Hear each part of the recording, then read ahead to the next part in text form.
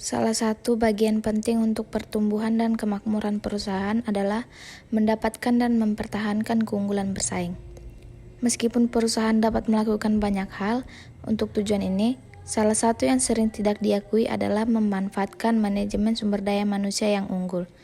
Saat ini, banyak perusahaan menyadari pentingnya sumber daya manusia, tetapi sedikit sekali dari mereka yang mengonseptualisasikan sebagai salah satu strategi mendapatkan keunggulan bersaing.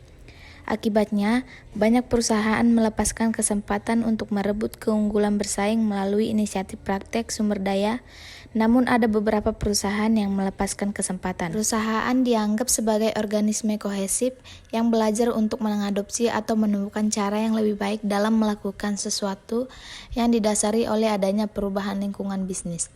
Kondisi tersebut melahirkan pertanyaan, apa yang benar-benar harus perusahaan lakukan untuk mempertahankan atau mengoptimalkan situasi dalam lingkungan yang terus berubah?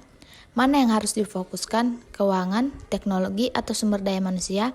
Untuk menjawab pertanyaan ini, kita harus mereview kembali penelitian terdahulu.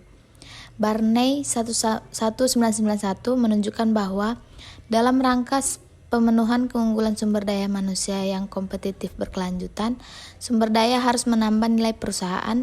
Memiliki sumber daya manusia yang langka tidak dapat ditiru dan tidak dapat disubstitusikan.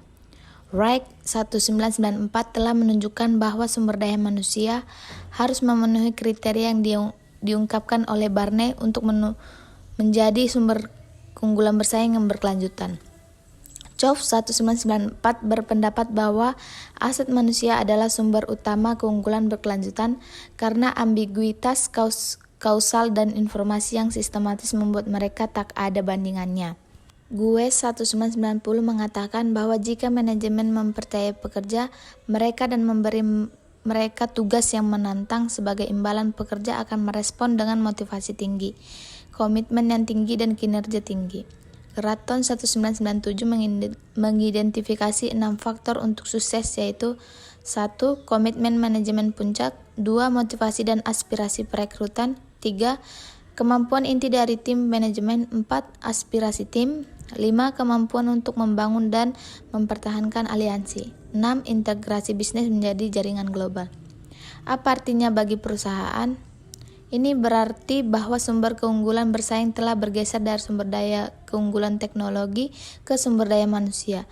Dengan kata lain, keberhasilan tidak tergantung hanya pada ukuran anggaran atau produk yang mendukung teknologi, tetapi juga tergantung pada sikap, kompetensi, dan keterampilan karyawan. Ini merupakan penjelasan saya tentang sumber daya manusia strategik sangat penting dalam mempertahankan keunggulan bersaing. Sekian dan terima kasih.